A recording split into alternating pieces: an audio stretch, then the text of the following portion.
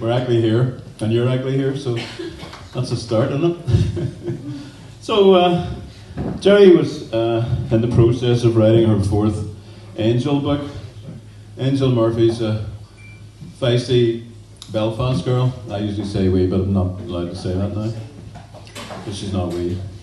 But everybody's wee because you're from Belfast, you're a wee Belfast fella. You know? Did you put your wee card in, please?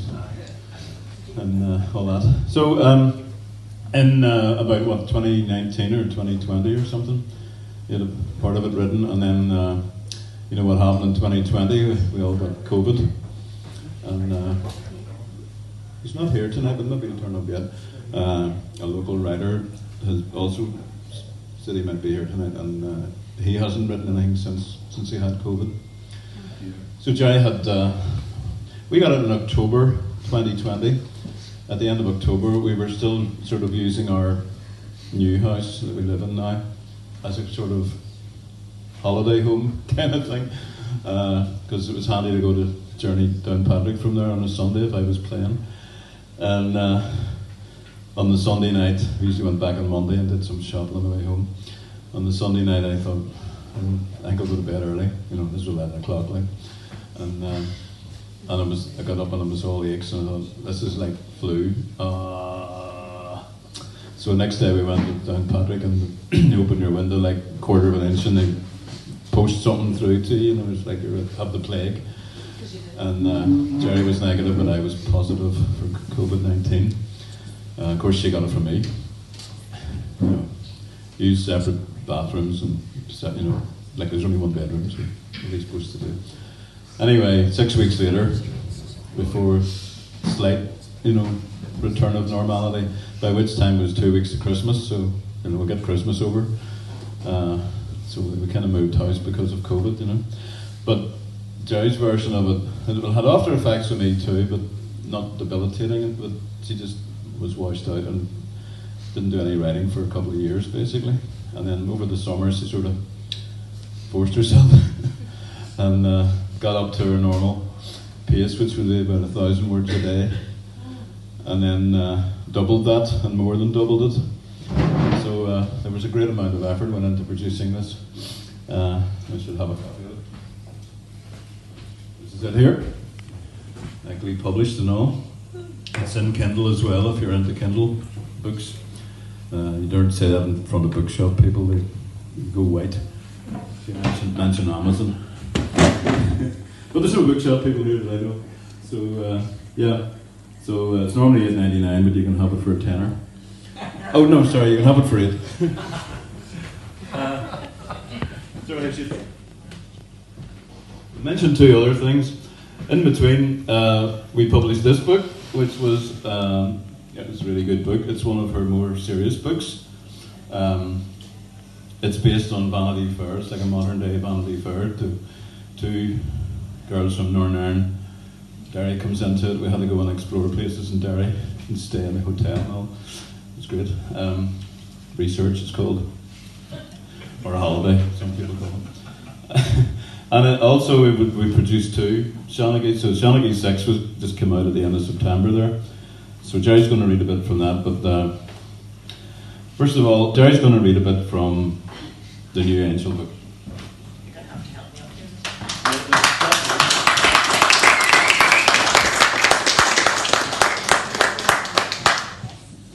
What did Sir Patrick say when he was driving the snakes out of the road? Are you all right in the back there? So are you all right in the back? Can you all hear me? Yes? Yes. Yeah. Right. So now I'm going to read the first chapter of Angel and Guard. Angel and Guard is a book which I thought about years ago. A friend of ours was telling us about people trafficking in Belfast. This came as quite a shock to me. I knew there was people trafficking went on, but I didn't know that it happened in Belfast. And I found out a bit more about it, and I thought I probably should write about that. And I made a start on it, and as Raymond said, then it sat for 2 or 3 years before I finally got it finished. So this is the first chapter. Angeline Murphy, angel to her friends, devil to her enemies, ran lightly down the steps of the BBC building at the corner of Belfast Ormo Avenue and turned a corner into Bedford Street. Her day's work at the BBC was finished, it would soon be Christmas, and the angel had booked 2 weeks off to enjoy the festive season. She loved Christmas and she was looking forward to seeing more of her friends and family, to watching some good films, and to eating and drinking to her own satisfaction. It was getting late, but Angel intended to get in some last-minute Christmas shopping before going home. She pulled her warm jacket with its artificial fur collar more closely round her, jammed a woolly hat further down on her head, and hurried along towards the city centre. She waited at the traffic crossing, then walked quickly over the road into Donegal Square West and saw the Christmas lights shining everywhere. The City Hall was lit up as if by magic, and stalls of the Christmas market glittered all around it. Please, please help me. A soft voice in her ear made her turn her head.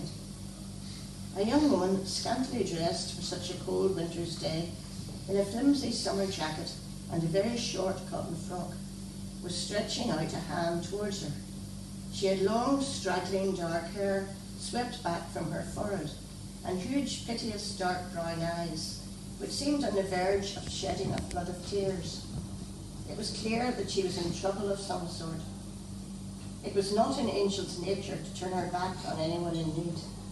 Yes, she said, please, I've nowhere to go, I need help.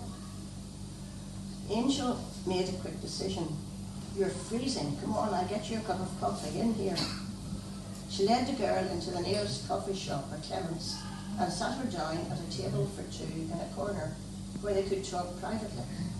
All round them, the loud, excited buzz of the conversation of other Christmas shoppers would drown out whatever the girl had to say to her. I'll go up and get the coffee from the counter if you wait here, Angel said. What would you like, cappuccino, latte, espresso? The girl looked puzzled. Coffee, she said eventually. Black or white? Black. It seemed to Angel, standing at the counter, that the girl didn't know anything about the different types of coffee now available in the more upmarket coffee shops. Her voice had already told Angel that she wasn't local. Was she a mid-European from a poor background? It seemed possible. She set the two black coffees down on the table, together with a plate of muffins, and offered the girl a packet of sugar. The girl seized it gratefully, opened it, and stirred it into her cup. When Angel offered her more, she took two more, and her face lit up. She waited politely for Angel to lift her own cup, then started to gulp the hot liquid down eagerly. As black as the devil, as hot as hell, and as sweet as love, the proper way to drink coffee, they say. Angel sipped her own hot cupful and grinned. The girl looked puzzled but said nothing and continued to drink her coffee. My name is Angeline, but my friends call me Angel for short, Angel said. What's your own name? Elena. Hi, Elena. So, you asked me for help. What can I do? I have nowhere to sleep tonight. Can you help me get somewhere? First of all, have a muffin while I think about that. She handed a plate to Elena and encouraged the girl to take one. The name of her friend, Mary Grana, who ran a community on the Upper Antrim Road and who had helped friends of Angel's and Angel herself before this, came at once to mind. But before bringing this waif to Mary, it might be good to find out more about her. So, Elena, tell me about yourself. Where do you come from? And why have you nowhere to sleep? Elena hesitated, biting hungrily at her muffin. Then all at once she burst into speech. I come from Poland. I lived there until I was 17. We were very poor. We lived in the country and my father worked on a farm until he was killed in an accident with a tractor when I was 15. My mother did some work there too, when she could, but I have 7 brothers and sisters, so she had little free time. She had to look after us, especially my littlest sister who is not 3 yet, and the next oldest who are 4 and 5. The others go to school, but my mother still has to cook for them, make them clothes. Oh, you must know how much work it is to bring up children. When I reach 17 and pass my exams, I leave school at the end of year and look for a job. She fell silent, and Angel saw that there were tears in her eyes. Angel waited silently, smiling sympathetically. Presently, Elena went on. A friend of mine, Magda, tell me there are good jobs in England and Ireland. She knew a man who organised jobs for Polish girls who want to go there to work. Hard to say, she intends to go, and she gives me this man's address and phone number. His name is Stefan, and he lives in Krakow. I ring him, and he says he'll get a job for me. He sounds nice. I told my mother about it, and I say I send her money regularly and come home as often as I can. Angel was still silent, but found herself unable to smile any longer. It was only too clear what was coming. He is a wicked man, Helena burst out. As she talked faster and was clearly getting more upset by the memory of the things she was sharing, the girl's English had begun to get a little worse. I go to Krakow by bus to meet him, and he pretends that he has jobs for Magda and me as waitresses here in Northern Ireland. He say because we both speak English, it's easy to get us jobs. Yes, you speak English well, Angel murmured. We both learn it at school. Elena almost smiled for a moment. I thought I need to speak Irish to work here, but not. Everyone speaks English good. Angel couldn't help laughing, but stopped herself at once. So what happened, Elena? She asked, and saw the girl's face crumple. He gets man called Pete to take us to airport and put us on plane to London. Another man meet us there, put us on plane to Belfast. Then man called Jason meet us here. There were no jobs in cafes. Instead, he took us to a house in the country where he brought men to us for us to sleep with. Elena's voice had sunk to a whisper. We have no money, we don't know where we are, it is dark when we arrive and the country is strange to us. We are kept locked in our bedroom except when he comes to fetch one of us to go to another bedroom where there's a man. Us, you and Magda? No, there are 20 of us. We sleep in a big room, a dormitory, I think one of the girls call it. The windows are barred, we can't get out. But you're out now? Yes. Elena looked down into her empty cup. More coffee, Angel suggested. Please, you are very kind. Angel took the cups to the counter for a refill. When she sat down again, placing Elena's cup in front of her, she remembered to offer the sugar. Elena took some eagerly. Muffin, Angel asked, please. So, I have a friend who'll look after you for tonight at least. We'll think about what to do after we've sorted that, okay? Drink your coffee and don't worry, you're going to be safe, Elena. Do you understand that? Elena smiled tremulously and began to gulp her second cup of coffee. Angel allowed her to enjoy it in peace without further questions. When the girl had finished, she said, okay, time to go. Elena got up stiffly. Angel realized she was in pain. Are you sore? Yes, when I sit for a while I lie down. The soreness comes back. Come on, my car's not far away, parked behind the BBC building. We'll go and see my friend. Her name is Mary Brana. You'd like her. It occurred to her as they walked a short distance to the car that she was expecting Elena to trust her and to trust Mary too. For all Elena knew, they might be mixed up with the people who had imprisoned her. She smiled encouragingly at the girl and hoped she wouldn't decide to run away. She would learn to trust them over time if she gave them a chance to help her. As she unlocked the car and ushered Elena into the passenger seat, Angel could barely contain her anger. The brutes who had obviously beaten Elena up to get her cooperation and submission deserved anything Angel could do to them. She was determined to take action, to stop this horrific business, and to punish the men who ran it. Quite how she didn't know yet, but she would find a way.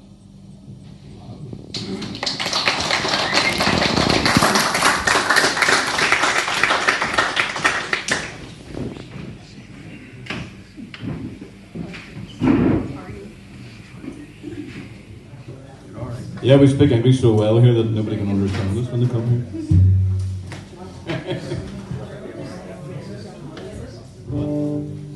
So this is a song about Belfast. It's called Place You Were Born.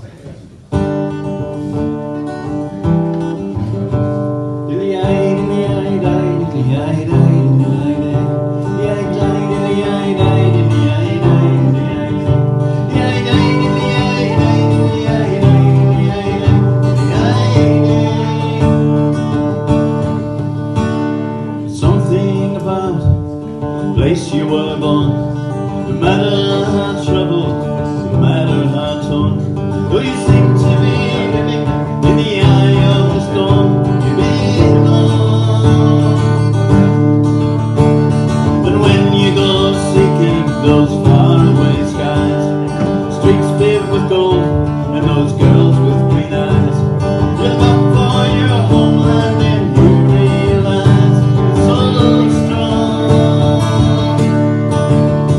Though I won't go away, off in a strange land to roam, I'm gonna stay, I'm gonna make this my home.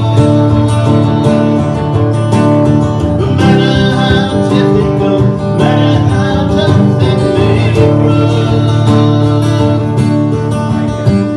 I may not be rich, but I know that I can offer my love.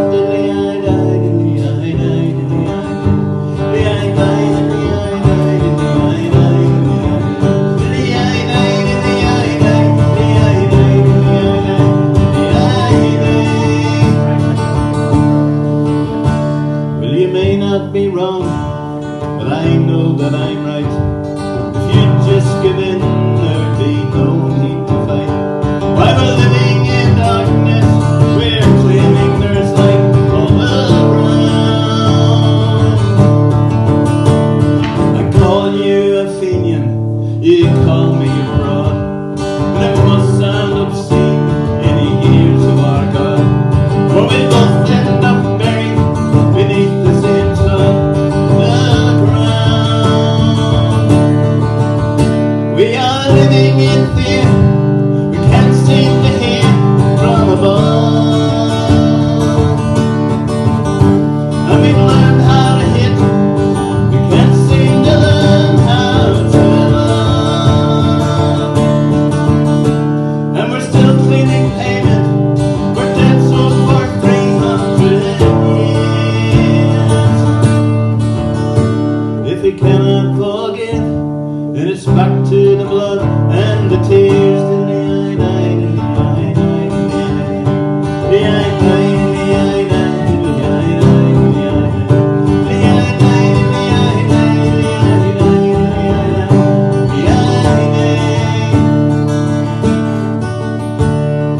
Fasten your safety belt, approaching Belfast, and put your watch back 50 years in the past. No, let's build a future we hope that will last for us all. And if all you can offer is suspicion and fear, then you better not stand for election this year. We've all had our fill of the taunts and the tears and the calls. We've had 40 odd years of trouble, of tears, and of pain. For the sake of our children, let's not start over again. We're getting up to our God, not trusting the weakness of man. Let's bury the past, let's make it last if we can.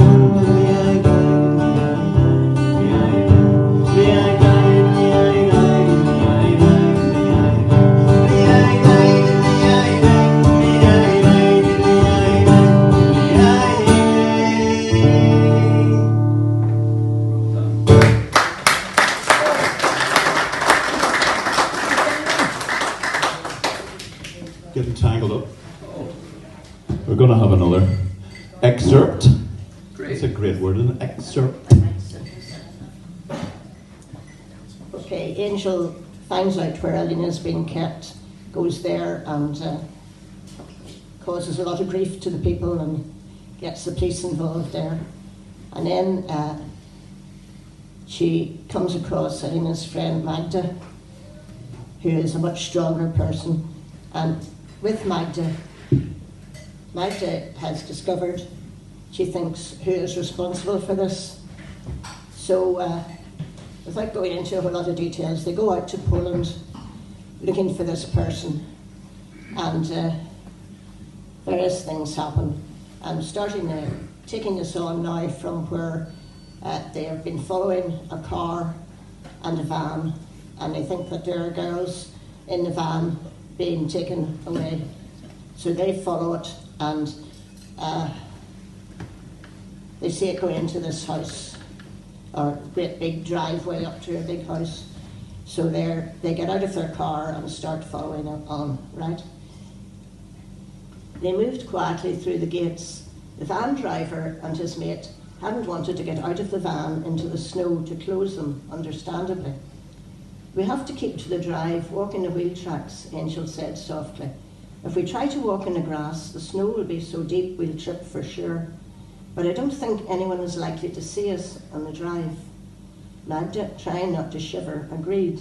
They ploughed off up the drive, deep in snow, but with the wheel tracks of both the car and the van cutting deep furrows, which made for easier walking. After some minutes of effort and hard going, they saw something looming ahead of them and saw that it was the van. It was parked in front of the house, slewed across the doorway. Looks like they've skidded, Angel said. Yeah, but not too badly. Shall we have a closer look? I think we should. Let's hope the driver and his mate have gone inside into the warm. It can't be too warm inside the van for the passengers if they've left them there. Magda's indignation sounded in her voice, quiet though she tried to keep it. Yeah, actually, when Josh and I were hiding in the other van at the HQ building, we noticed the heating system in the van. It wasn't the sort that switches off when the engine stops. It had its own generator, so the girls are likely to be warm enough at least. In that case, let's get in and join them, Magda giggled. I'm turning into an icicle out here. We need to go carefully. They approached the van, looking carefully to see if there was anyone in the front cabin where the driver and his mate sat. When they were sure it was empty, Angel moved along the side of the van to where the sliding doors were, similar to the ones which Josh had opened to let Angel and himself climb in to hide in the other van. When open, they would give access to the rear compartment. Angel put her hand gently against the door and pushed sideways. Nothing happened. I'm afraid it's locked, she said. That makes it seem as if the girls are still inside and haven't been taken into the house. I'll have to see what I can do with the lock. Angel knew she hadn't Josh's experience and skill in cracking locks, but she was still confident that she could manage well enough. She needed her hands bare to feel what she was doing properly. Taking off her gloves, she gave them to Magda to hold. I don't want to risk having him fall out of my pocket and get lost, she explained. Then, taking out the tools she had brought with her when they left the hotel, crouching over, she set to work. The lock was a very different one from most of those she had previously tackled. It was more than 10 minutes before she was able to stand up again and announced to Magda, there, that should do it. Retrieving her gloves and putting her tools away, she put both hands against the door and pushed again. This time, to her relief, she felt the door sliding open beneath her hands. Inside the van, it was dark. Angel was surprised. She remembered that there had been at least one light in the other van, although she and Josh had been too wary of light leaking out to risk turning it on. But surely if the girls were here, they would want some light. Lying in the dark was never a pleasant thing, especially for prisoners. They climbed in, sliding the door shut behind them, and stood for a few minutes listening. As their ears grew acclimatized, they could hear heavy breathing. It didn't sound like normal breathing, even the breathing of sleepers. Drugged, whispered Angel. You can hear it in their breathing. Magda nodded, then, realizing that Angel couldn't see her, said, yes, that's what it sounds like. How many of them are there, do you think? The other van had beds for 6. We should check. You stay here at the doorway and I'll find the light and turn it on. She moved forward, feeling her way slowly until she came to a bedside cabinet with what felt like a lamp on it, and turned it on. The compartment sprang into light. It showed them 6 girls, their eyes closed and their faces heavy with drugs, lying on 6 beds lined up against the opposite walls of the van. They were all young and pretty. Angel's heart was moved with pity to see them lying there so helpless. "What can we do, Maggie?" she whispered. "I'd thought if we could have got them out safely while the gang were all inside the house. But we can't carry them, 6 of them, all drugged back to our car." "No." Magda looked at her, as helpless as the girls. "And I don't think we should try to bring them round, even if we could. It might be very bad for them." Angel stood looking at the drugged girls, thinking desperately. An idea sprang into her head. "Listen, supposing we drive off the van with them all still in it. We could probably meet up with Josh and his mate Joe, the inspector, somewhere along the road." I should have explained at some point that Josh is Angel's boyfriend who works for Interpol, and she'd met up with him in Poland. Anyway, now you know. They ought to be well on their way by now with our other reinforcements. What do you think? "Brilliant, Angel," said Magda enthusiastically. "Do you think you could manage to drive the van?" "Why not?" asked Angel lightly. "I don't have a licence for heavy goods vehicles, but I don't suppose the cops will worry too much about that. I don't see why it should be especially difficult." "Okay then, let's do it. You had better stay with the girls in case they start waking up. You'll be able to reassure them that they're being rescued, not taken to the Middle East. You speak the language too." Hugging Magda briefly, she slipped out of the van door and headed round to the driver's compartment. She was glad to see that the door wasn't locked, but would the keys be in the ignition? Angel knew how to start up a normal car without keys, but she wasn't sure if her skills would work on a heavy van. Possibly, or possibly not. To her relief, she saw as she swung herself into the driver's seat that the keys were in place. The man must have thought that his van was safe enough in the grounds of a private house, especially in a snowstorm. She settled herself into the seat, then hesitated. It might be a good thing to check where exactly Josh was and to arrange a meeting point. She opened her phone and rang his number. "Josh?" "Hi, Angel, honey. I'm taking the van with the 6 girls in it. We're starting from Hawthorne's house. I'd like to meet you along the road. Where would be a good place? Or are you nearly here by now?" "Just leaving Krakow. How about the turn off from the main road?" Angel breathed a sigh of relief. Josh, being his usual self, hadn't wasted words. She followed his example. "Great, I'm leaving now." She clicked off the phone and turned the key in the ignition. The van gave a jerk. Angel released the clutch, accelerated, and felt the heavy vehicle move forward. Snow had piled up round it in front of the wheels, but so far it hadn't hardened into any serious blockage. Angel upped the speed and the van continued to move. She turned it in a semicircle until it faced out along the drive again. In a short time, it was travelling as fast as Angel thought safe, covering the distance to the open gate without much trouble. Above the noise of the engine, she began to imagine that she could hear shouts behind her. Had the van driver come out and found his vehicle missing, in fact disappearing down the drive? Angel just hoped she was imagining it. She drove on, increasing the speed as much as seemed wise. But she was well away now, and no one following her on foot could overtake the van, she was confident. It might not be moving at top speed, but it was a lot faster than any man or woman either on foot.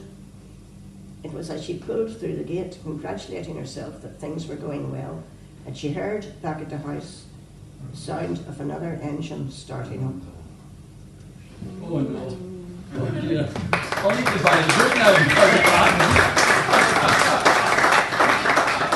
That's the idea. Now we're going to have some more music. Great. This is a song about... Well, it's about more than one place. It'd be better to have it. But part of it's about Eastern Europe. The sun is on the trees, falling leaves are blowing in the breeze.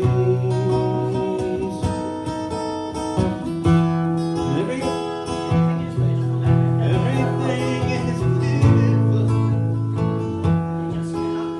I just cannot complain. Thank you, the prompter there. It wouldn't even matter if it rained. Thinking of you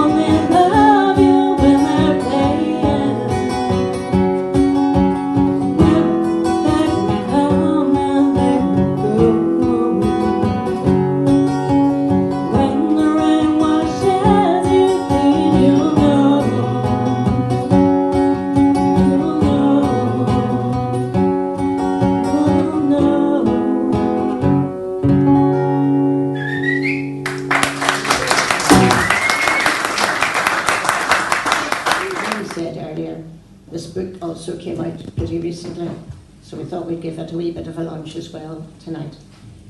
Shawnee 6. This is the 6th collection of 12 short stories, originally published in Aaron's Own. Oh, well done, kid. About Old Seamus, who is a storyteller or Shawnee in Irish, and he tells a story in each of the 12 bits, for want of a better word. And this one is a Christmas story, so it's much lighter than the Angel books would be, you know, or any of my other books, in fact. This is a sort of quite light and hopefully enjoyable wee story. Okay? The Miraculous Christmas Stocking. It was Christmas again, and I found it hard to believe that the year had gone in so soon. I spent 2 days with my aunts and uncles, the remains of my family.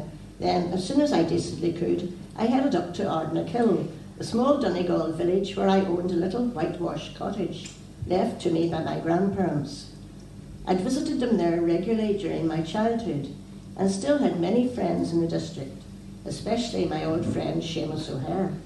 Seamus, a rascally poacher with a heart of gold, had taught me everything I knew about the countryside and its plants and wildlife, and I'd never ceased to be grateful to him for his friendship to me when I was a boy. Seamus wasn't in his tumble-down cottage, so I strolled on down to the village, through hedges decorated with white frosty sparkles. There I found him in a golden pheasant, the local pub. He was sitting perched at the bar, sipping a pint of the black stuff, and he waved happily as he saw me coming towards him. "Great to see you, Seamus," I said. "Had a good Christmas?" "The best, Jamie," he told me. "Christmas dinner with Father Donegan after church, and a party on Boxing Day at the Honourable Marjorie's. Couldn't have been better." I knew the people he'd mentioned from stories he'd told me at one time or another, and I couldn't help wishing I'd been here with him instead of with my boring aunts and uncles, who hadn't seemed that keen to see me either. However, family is family when all's said and done. "Sounds good, Seamus," I said instead. "Do you ever think Christmas isn't the same now as it was when you were a child?" "Well, no, I don't, boy," he said. "And the reason is that when I was a child, things weren't so good. For me, or for most of the youngsters I knew, there wasn't much money around for a start." "But you got your Christmas stocking, surely?" I asked in surprise. "Don't be so sure of that, boy," he told me. "My father never had much money, and often he was away from home working on the railways. He was killed in an accident there, as I believe I've told you, when I was about 12. So Christmas was hard, especially after that. However, I have memories of good Christmases when he was around and when he managed a stocking of toys for me. They weren't toys that kids get now, but they pleased me. I remember one year there was an apple in the toe and a handful of nuts. We picked them from the trees. And as well, there was a penny, which he could ill spare, which bought me a bag of sweeties at the village shop. And a crowning bliss, a model of a railway engine that he'd carved for me out of wood, and a little whistle to use for games, pretending to be the guard setting the train off. The fun I had with that train whistle, I'll never forget it. But there were other children who didn't do as well as me. I've heard it said that naughty children got a lump of coal. Don't you believe it? A lump of coal was a precious thing in my young days. If you got that in your stocking, you could use it to keep the wood fire going longer and burning brighter at a time of year when a little heat meant a lot. But there were those who didn't even get that. Young Joey Devlin was one of them. "Is there a story about him, Seamus?" I asked, sitting back to relax and listen. "There is," Seamus said. "I'll tell it to you if you like. I first came across young Joey one summer evening many years ago, when I was going about my own business, gathering up a few wild mushrooms in the woods, and then tickling a trout in the stream. He was a ragged little boy with a dirty face who couldn't have been more than 10, and I watched him curiously as he lay on the riverbank with his arms stretched down into the water. After a while I spoke to him, and he nearly jumped out of his skin. He scrambled to his feet and tried to run away, but I had hold of his arm before he could get anywhere. "Whoa, whoa, boy," I said, "no need to be frightened. Were you trying for a trout?" "Yes," he muttered, "but I can't seem to get one." "Well, get down beside me here and watch carefully. I'll show you how to tickle one nice and easy." Before too long, I had a fine plump trout on a riverbank. I took a few more minutes and showed him how to do it, until after a bit he managed to land one of his own. He thanked me eagerly. "That'll do for my tea tonight, Seamus," he said. "And do you know how to cook it?" His face fell. "Well, no," he said, "but I'm sure I'll manage." "Okay," I said, "if you like you can come home with me and I'll show you how to try it. I'll even throw in a few mushrooms as well." So we went back to my cottage, cleaned and cooked our trout, and when we were sitting down to the meal, I asked him a few questions. It seemed that no one at home looked after him much. His mother had died when he was born, and his father never had much money, for he was often out of work. And what he had, he drank, or so it seemed. I was sorry for Joy, who reminded me of myself only a few years ago, except that my father did his best for me and didn't drink instead of buying me food. So from then on, I kept a bit of an eye on Joy, taught him how to live off the land, and invited him for a meal now and then. It was the following Christmas Eve, when I was wandering through the woods, that I noticed Joy. He was clearly up to something, and I hoped he wasn't going to get himself into trouble. I followed him unobtrusively and saw him make for the cottage which belonged to the village schoolmistress. Joy never went near the school. So far they didn't seem to even have heard of him. Well, I could understand that. Apart from the year when Miss O'Sullivan had been teaching there, I'd seldom gone near it myself. The schoolmistress at that time was Miss Philomena Darcy, and although I didn't know her very well, I heard that she was a kind-hearted lady and a good teacher. She was a plump, roundabout little woman, maybe between 40 and 50, and always seemed to have a smiling face. I settled myself to watch Joy, not sure if he was up to something I should put a stop to or not. He was peering through the lighted ground floor windows, where the schoolmistress was working away at something. I kept closer until I could see in through the window myself, taking care to keep well back where I couldn't be seen by either of them. Miss Philomena Darcy was putting things from a pile on the table beside her into a collection of stockings. It seemed that she was preparing Christmas stockings for the children in her class. A kind and generous action, I thought. As I watched young Joy, I saw a tear fall from his eye and saw him hurriedly dash it away with one hand. He was holding something in the other hand, something which I thought seemed to be another stocking. It was old and shabby and very noticeable with virulent purple stripes. As I watched, I saw Miss Darcy rub her hands together in satisfaction and stand up. Apparently she had finished her work of filling the stockings. She counted them carefully and put them into a large sack, which was standing nearby, ready to receive them. Then she bustled out of the room. Quick as a flash, before I could stop him, Joy had the window up and had slipped through. I saw him seize one of the full stockings from the sack and replace it with the one he carried, which crackled suspiciously as if it was filled with crunched-up newspaper, as he pushed it down into the sack. Then he darted for the window again and had just made it out safely and lowered the window behind him when Miss Darcy came back into the room, wrapped up warmly in thick coat, woolly hat, gloves and scarf, obviously about to go out and deliver her presents, and beaming happily all over her face. I dived after Joy as he darted off again and caught him before he had gone too far. "Oh, no you don't, you young rascal," I exclaimed as I grabbed his arm. "Give me that stocking you've stolen. We'll take it right back now." "But I put another one in its place," wailed young Joy. "She'll never know the difference." "She may not, but what about the poor youngster who gets a bunch of scrunched up newspaper instead of toys on Christmas morning?" I asked him, and he hung his head in shame. "You're right, Seamus," he whispered miserably.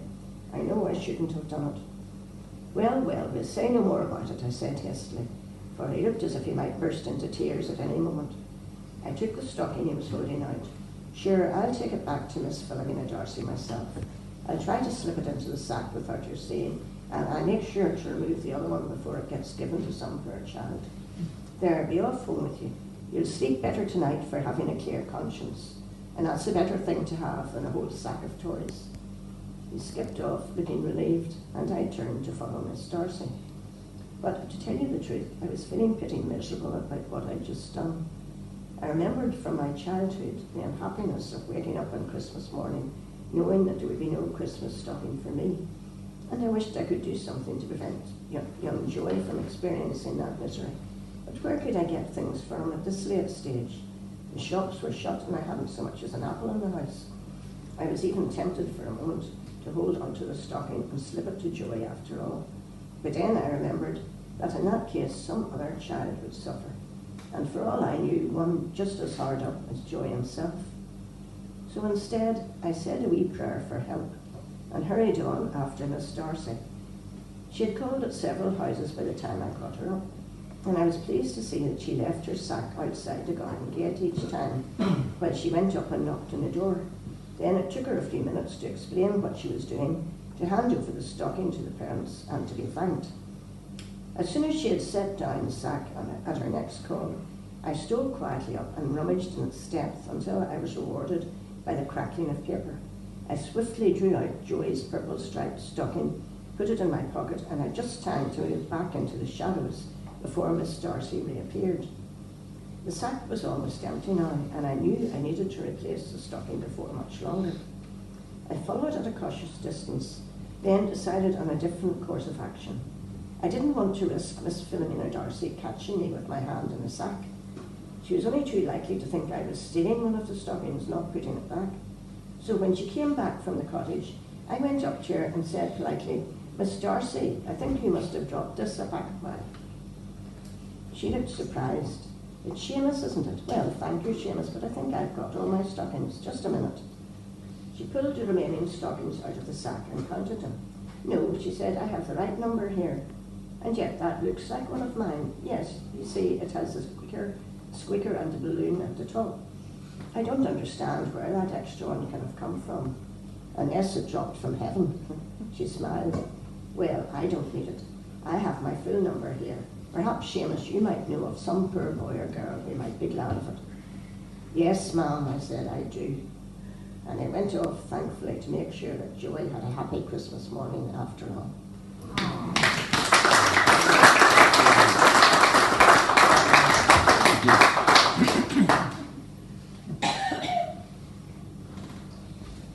So now a wee bit more music.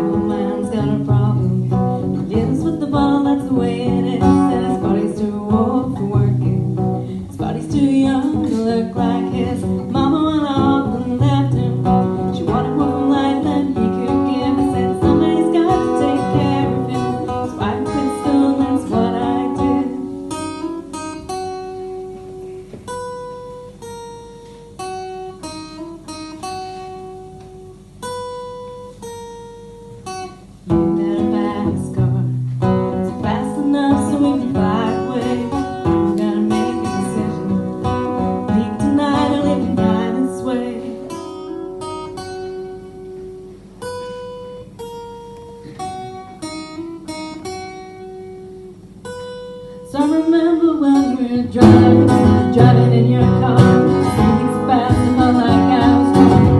City lights lay out before us, all felt myself around my shoulder. I got it, I had a feeling that I belong. I got it, I had a feeling I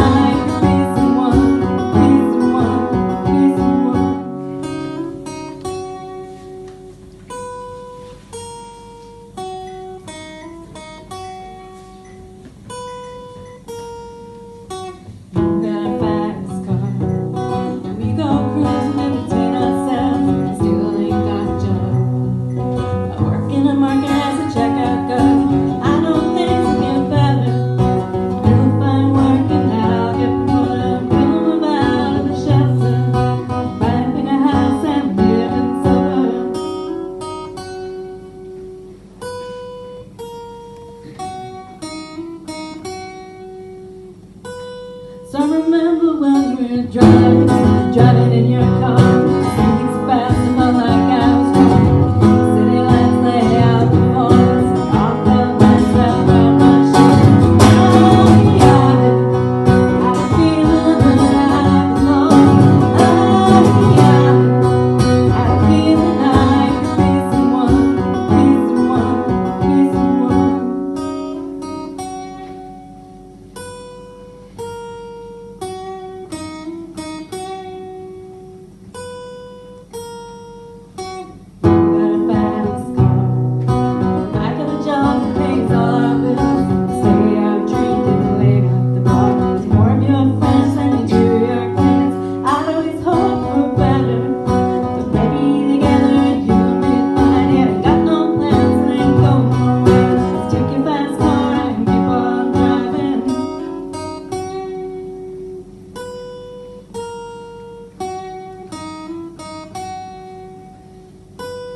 I remember when we were driving in your car. Speeding so fast, I felt like I was drunk.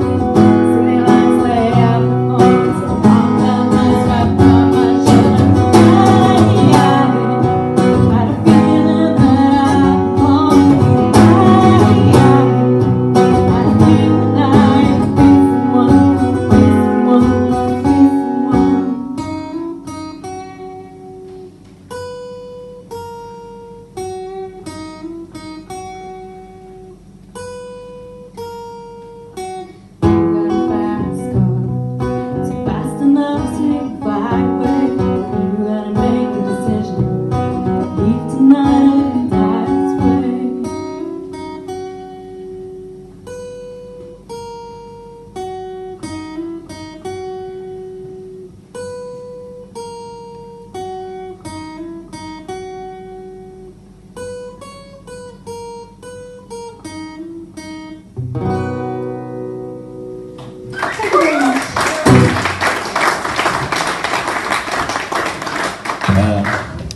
Just want to say one thing. That was a Christmas story from the latest Shonaghy 6. All of the Shonaghy collections, there's 12 stories in each, and 2 of them are Christmas stories, which works out about 5 stories a year over the years. So what we have done, and what we're about to do, is take all of the Christmas stories and put them into a Shonaghy Christmas. Well, actually, we've done that. It's ready to go, so that will be available before Christmas on Kindle or on Amazon paperback. And there are 16, so 4 of them have never been published in book form before. The others obviously have, because you just heard one. So all the books have a quid off today if they're going to catch up on the rest of the Angel series or anything else, Belfast Girls, blah blah blah. By the whole Shonaghy series. A couple of people recently, well, somebody bought all the Angels, including a new one. Nobody even knew it was there, so I don't know. Somebody on the internet or something sussed it out. And a couple of times people bought the whole Shonaghy series. So really great to have you all here. Thanks very much for coming. Stay and enjoy the crack. Get a book signed. Get another drink. Eat up. I don't know if there's any nibbles left, but I got a couple.